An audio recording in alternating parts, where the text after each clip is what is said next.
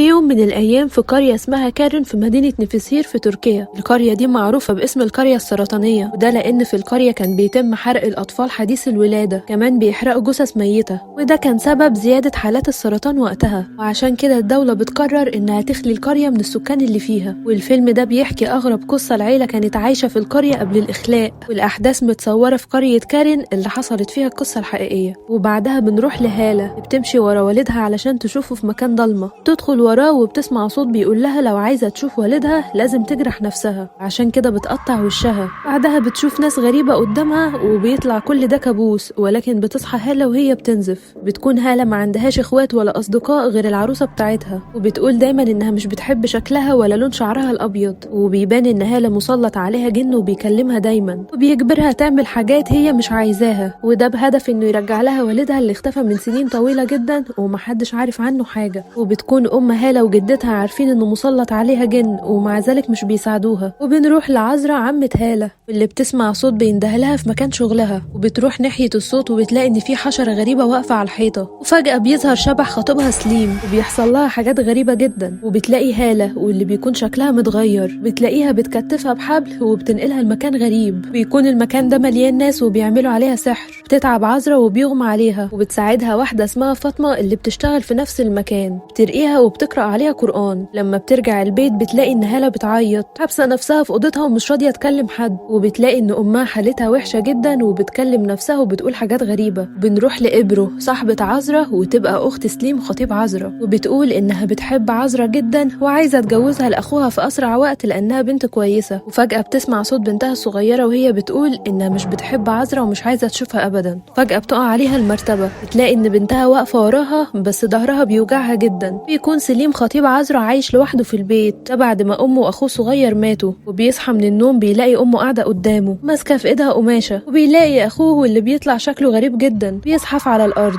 امه بتقوله انه لازم يبعد عن عذرا، وانه لو اتجوزها هيخلف ولد هيبقى زي اخوه بالظبط، وانه هيعيش طول عمره في عذاب. بيصحى سليم من النوم وبيطلع كابوس، لكن بيلاقي القماشة اللي كانت في ايد امه موجودة معاه في الاوضة فعلا. وفي اخر اليوم بتصحى جدة هالة وبتنزل للقبو وبتطلع هدوم جوزها اللي مات، بتقوله ان هو السبب في اختفاء ابنها، وبيظهر فعلا وبيرد عليها بيقول لها انها قريب جدا هتبقى معاه وهتنضم ليهم. وفي نفس الوقت عذرا بتصحى على صوت هالة بتنده عليها، وبتطلع بره البيت وبتلاقي الصوت جاي من الشجر. وفي الوقت ده بتطلع امها من القبو من غير ما عذرا تشوفها، ولما عذرا بتقرب من الشجر بتلاقي هالة قدامها وبتقول لها ما تبصش وراها. فجأة بتلاقي اخوها وراها وبيكون شكلهم غريب جدا. وبتصحى عذرا من النوم وبيطلع كابوس، ولكن بتلاقي ان امها بتخبط على الباب وكانت بره فعلا، وبتلاقي هالة هي اللي جايباها وبتقول لها انها كانت في القبو ومعاها سكينة.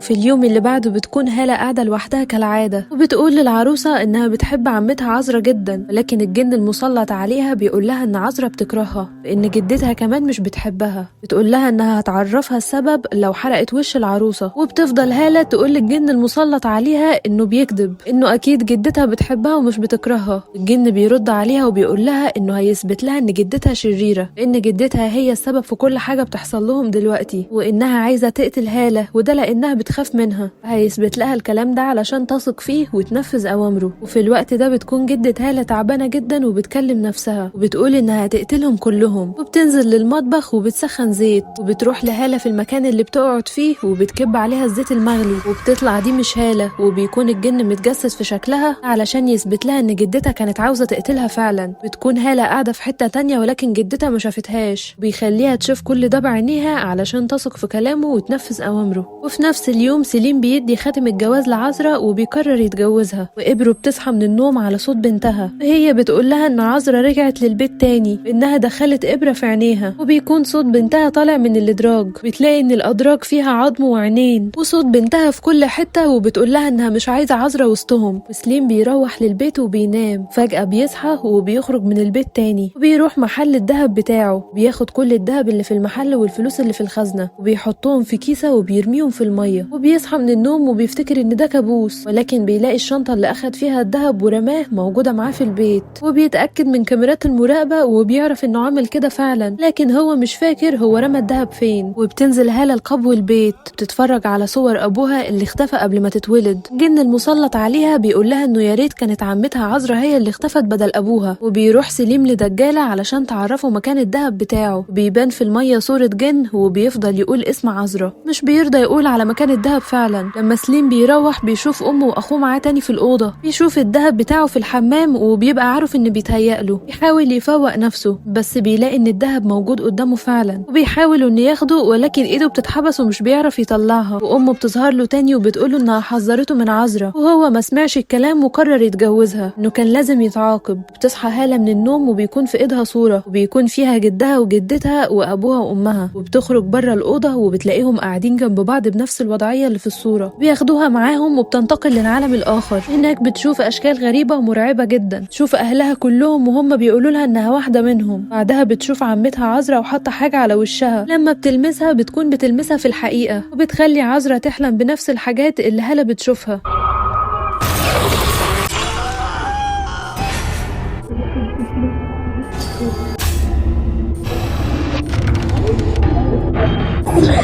وفي اليوم اللي بعده عذرا بتلاقي ان خاتم جوازها اتاكل وشكله اتغير جدا. بعدها بتقع على الارض وبتلاقي نفسها متكتفه، بتشوف واحده غريبه بتهجم عليها وبعدها بتختفي. والجن المسلط على هالة بيقول لها انه هيعرفها ميعاد رجوع ابوها للبيت، لكن بشرط انها تقطع وش العروسه بتاعتها. هالة بتنفذ كلامه فعلا لانها عايزه تعرف. بيرد عليها وبيقول لها ان ابوها هيرجع قريب جدا. فجاه بتلاقي الباب بيخبط وبيطلع ساهر ابو هالة ورجع للبيت فعلا. لما عذرا بترجع للبيت بتلاقيهم مستنيينها وبيدوها حقنة مخدر، وبيعرفوها ان ابوها زمان كان بيشتغل في السحر، وانه كان مسخر جن كتير تحت خدمته، بس كلهم كانوا بيكرهوه. انه كان بيحرق جثث كتير من اهل القرية وبيستخدم الرماد بتاعهم في السحر، يعني بيقول عليه تعويذ وبيشربه للناس. كان سبب انتشار مرض السرطان في اهل القرية، حد اما ساهر جاله المرض. دكاترة فشلوا في علاجه، علشان كده ابوه قرر يتعاون مع ابليس ده علشان يشفي ابنه ساهر من مرض السرطان. التعاون ده لازم يكون ليه تمن. ابليس طلب قربان، قرروا يضحوا بعذرا. بعد شهور قليلة ساهر خف من المرض فعلا. جه وقت التضحية بعذرا، فضلوا يقرأوا عليها تعويذ وبعدها يقتلوها بالسكينة، ولكن ام عذرا بدل ما تقتلها قتلت ابوها، لانهم بعد قربان غير اللي ابليس محدده قرر ينتقم منهم. علشان كده اخد ساهر وحبسه في العالم الاخر كل السنين الطويلة دي. كمان بنته هالة اتولدت ومسلط عليها جن عشان ينتقم منهم، وفي الوقت ده عاوزين يقدموا عذرا كقربان تاني، والا ساهر هيختفي تاني، ولكن المرة دي هيختفي للأبد هو وبنته هالة. يعني يا إما يضحوا بعذرا يا إما يضحوا بساهر وهالة. بيقرروا يضحوا بعذرا، بيعملوا نفس الجلسة وبيقرأوا نفس التعويذ. تيجي هالة علشان تقتل عذرا بالسكينة، لكن في آخر لحظة بتقولها إنها بتحبها جدا وبتقتل نفسها بدل ما تقتل عمتها عذرا. بتموت هالة، وساعتها الجن بينتقم منهم تاني وبتموت أمها وجدتها، وساهر بيختفي تاني ومحدش بيعرف عنه حاجة. وبيلاقوا ال3 جثث موجودين في البيت، إن هالة انتحرت وموتت نفسها، لكن امها وجدتها مش عارفين سبب الوفاة. بتكون عذرا هي الوحيدة اللي عاشت من العيلة. بعد الحادثة دي ب3 شهور عذرا بتتجوز، بتخلف بنت وبتسميها هالة. وبيخلص الفيلم على كده. متنساش اللايك والسبسكرايب، وقولي عايز الملخص الجاي يكون عن ايه.